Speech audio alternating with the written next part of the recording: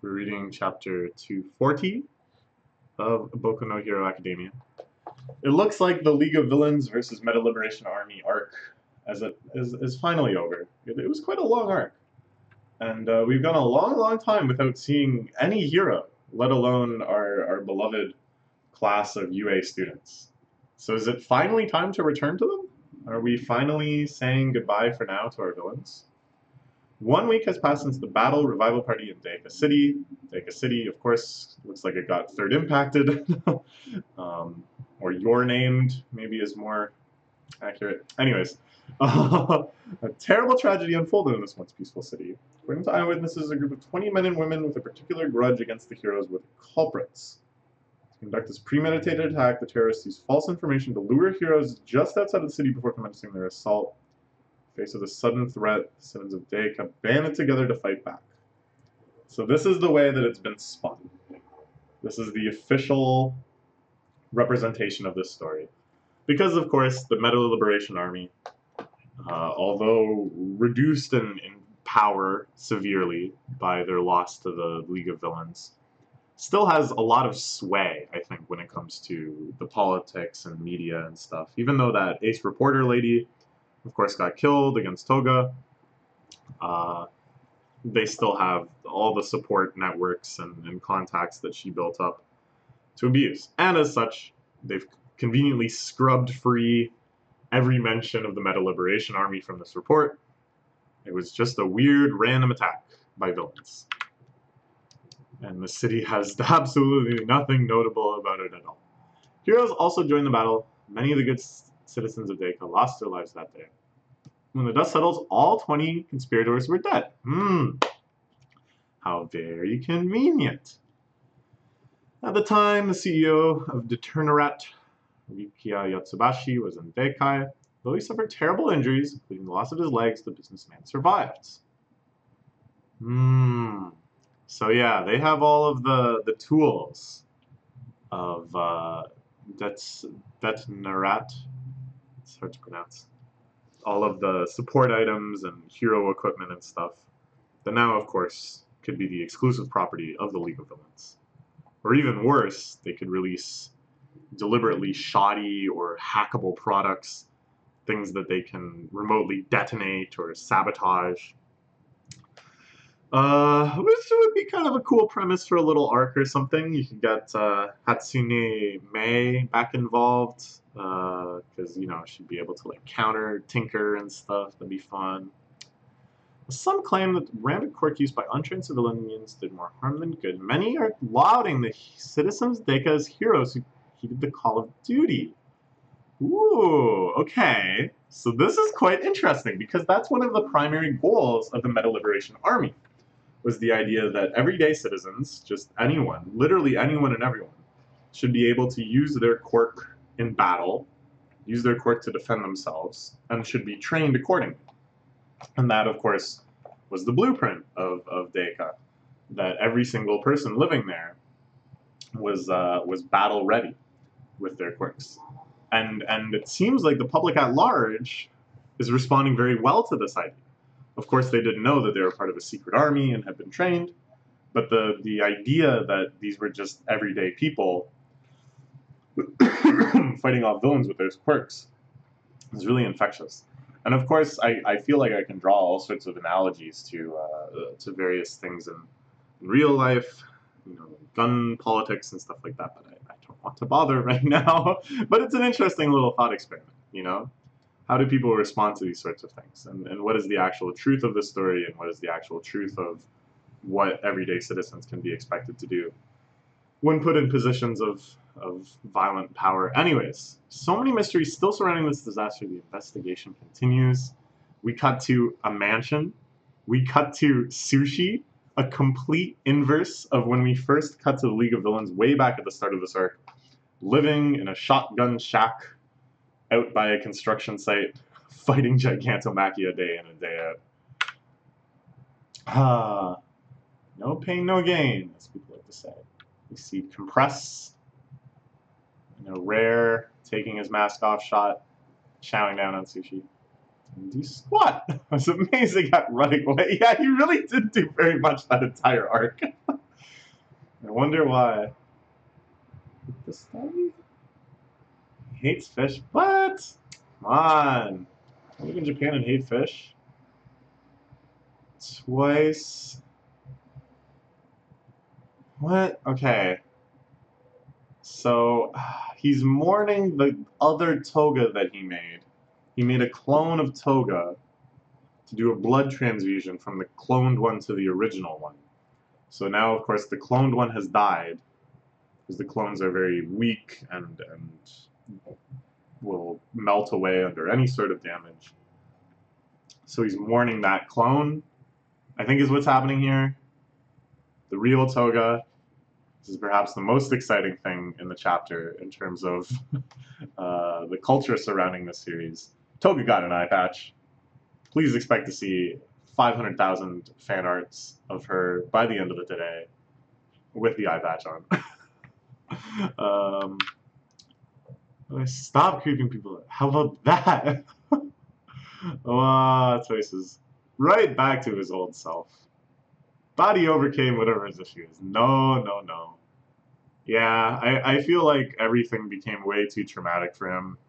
That even if he made some sort of psychological gains, some revelations, they're going to be totally washed out by just sheer trauma and stress.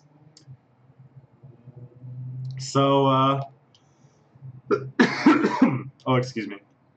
These are, of course, some people from the Metal Liberation Army, trying to get them to fall in line. It's the propagandist guy and the tech guy.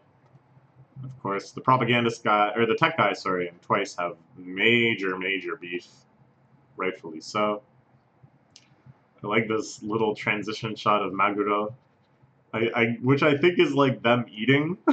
It's meant to represent the fact that they ignored them and kept eating for a while. It's our money that paid for that fish, yeah, as well as your medical treatments. Video doctoring, okay, so that was his specialty. I think we saw a shot of that earlier. Here, where he's doing all sorts of typing and stuff, that's him kind of doctoring together a story of what actually happened.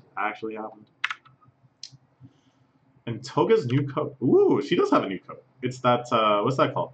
Houndstooth? Is that called Houndstooth? Or is that something else? It's called Houndstooth. Where that style of fastening. That it's like a big sort of oblong tooth-shaped thing that you wedge into a loop. Anyways, she got a new coat. I guess it's probably got some technology in it. Because before she had all of those vials and stuff, right? And it was kind of awkward. So maybe this new coat is like the fabric itself blood can be woven into it, like Kill la Kill. Something like that.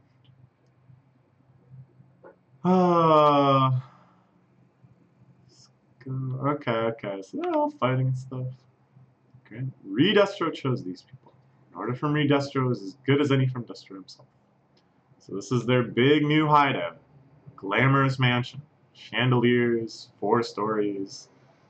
It looks like 4 floors of basement. What could be hidden down here? Ooh! Ooh, look at this.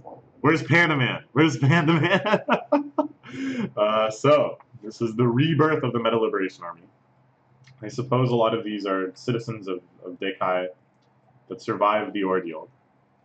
We also, of course, see Gigantomachia chilling out in the back. I think I'm a good boy. he's not causing a fuss at all. Is this a spread? Liberation Warriors, I am Redestro.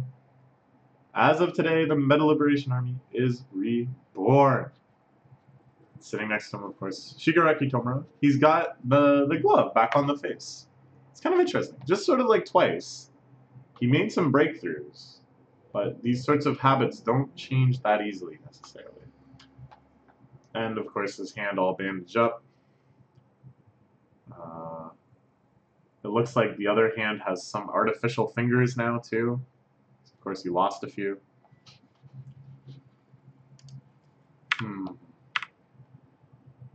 Well, Tomuра's handy hands got busted up. One of them survived. Miracle stayed intact in all that chaos. It's a defining gimmick. Quest to enlighten the world with Destro's will, I saw the League of Villains as an obstacle to be overcome. So until that day, that is what I believed. I never doubted it. Please understand I was blind to the truth. Bound by my blood and trapped by my principles. That is until the day I witnessed true liberation. I surrendered? No. See now that Tomura Shigaraki is a true liberator. It's of deep reverence and necessity that I abdicate my position. The Liberation Army is revived. Tomura Shigaraki is its grand commander. In light of our commitment to walk towards a more profound path of liberation, our Liberation Army and the League of Villains will conduct a merger under a new name. The League Spinner and I. Woo! Spinner got to help with the naming. Wow. Why is this name together? Now tell them what it is. Tomura Shigaraki. Alright. I like Redestro's enthusiasm in these pages. It's depicted quite nicely. This is a fairly common manga one where someone is like ranting and shouting louder and louder and just keeps zooming in on their face until it's like a super uncomfortable hyper close up of just the eye or whatever. I like that. I always think that one's a lot of fun. Okay.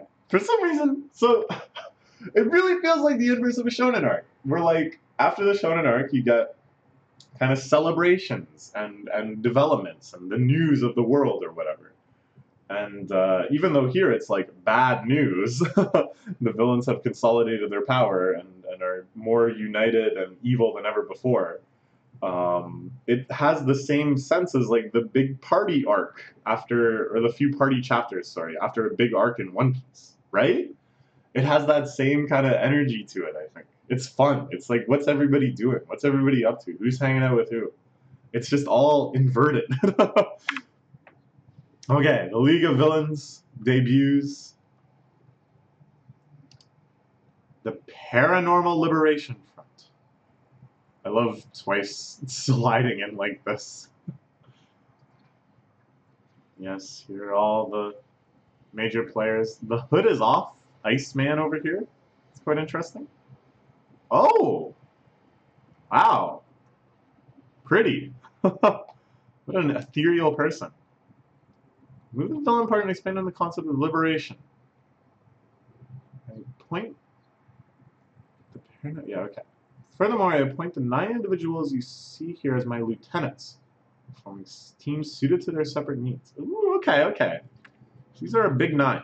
These are this is kind of like a very intended structure. This is a very explicit structure that like these are our 9 big villains. They each have a team of sub-villains beneath them. I'm not sure if we can expect a full arc dealing with each and every one of these lieutenants, but we can know that future arcs, antagonists will be, I think, kind of clustered around these guys. Alright. The name's just a decoration, kind of like this thing here. We're gonna do whatever we want. And the crowd goes wild. I wasn't sure at first. I thought maybe there would be people in the crowd, you know, still very upset at the League of Villains for waging war against them. I guess maybe they realized, like, oh, we were the ones that struck the first blow there. Good on them, they beat us anyways. But they really seem to be on board with this more kind of anarchistic, destructive liberation. Versus Redestro, which was kind of more of a systematic, we're going to redo society, but there's still going to be something like a society. Now Tomura is just unashamedly saying, we're going to do whatever we want. It's time for whatever. Sitting there with his cast, his plush quilted leather chair with his big billowy fur-lined jacket. This is nuts. This is nuts. What a cool panel. Good lord. This is pretty cool. This is pretty cool. Too late. Whoa. So Hawks. Now, I don't know. There maybe is an explanation to this, but I'm confused. How is it that Hawks, a world-famous hero, number 2 on the hero rankings right now, is able to just nonchalantly stand in a gigantic crowd of people and just like, yeah, and other random Deikai citizens are like, is that the hero Hawks? Like, the superhero? Like, is he about to fight us? Like, what's going on with this guy? And then they might be like, oh, he's like a double agent? Like, he's secretly a bad guy? But if they thought that, I don't know, wouldn't they just be like, excuse me? Like, What's he doing here? Can we make sure that he's a villain? I don't know. Okay, that explains why he let me in so easily. I didn't take it. That was you guys. Let me take it sooner. All those good little citizens would have had to die. This really is him or not? Clearly you actually killed someone.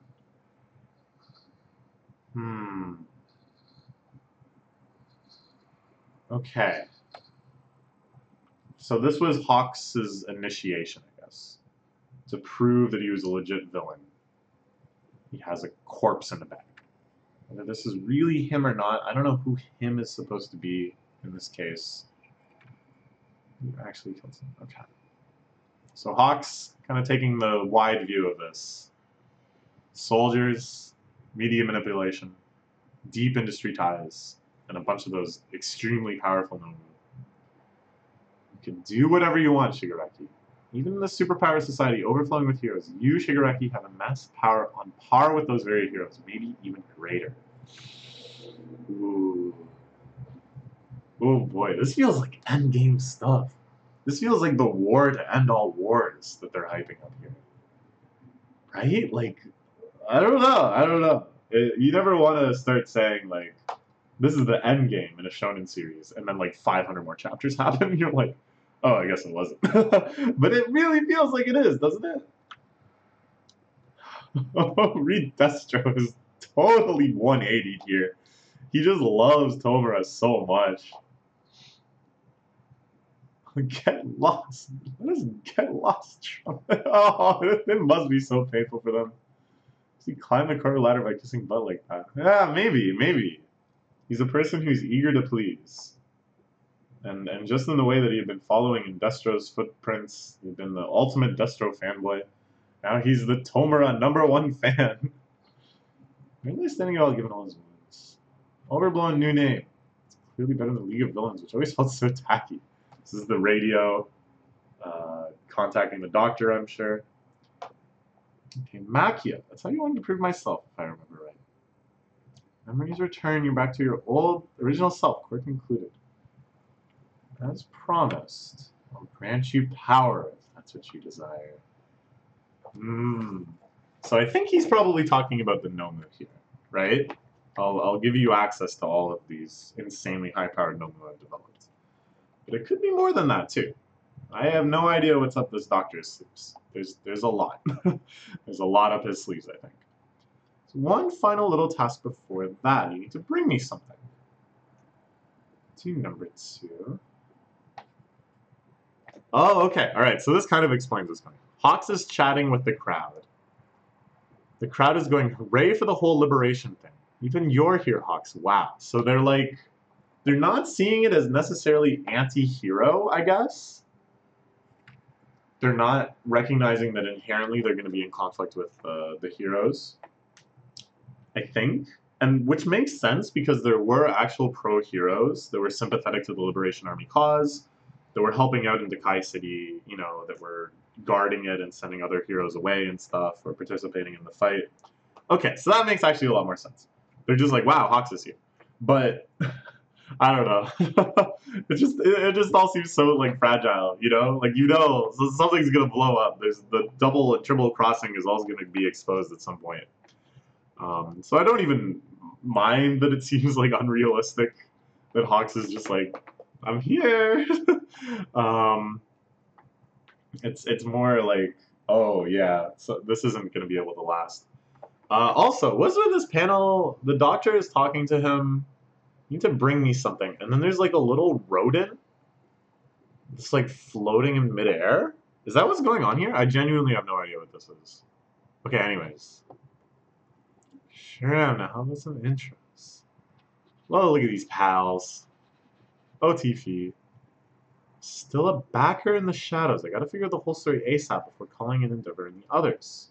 Hawks, if you're not quick enough, all of Japan is done for. Okay. So I think he can sense the doctor. Like, he knows there's still some role unaccounted for. There's still somebody more behind the scenes that's doing so much. And also, Giran, I think. They don't really know about Giran. They don't know what kind of ties and connections he has.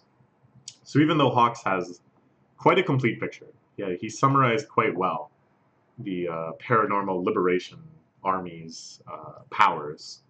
He knows that they need to do another pizza delivery. They need to do another simultaneous raid on all of the institutions of villainous power, right?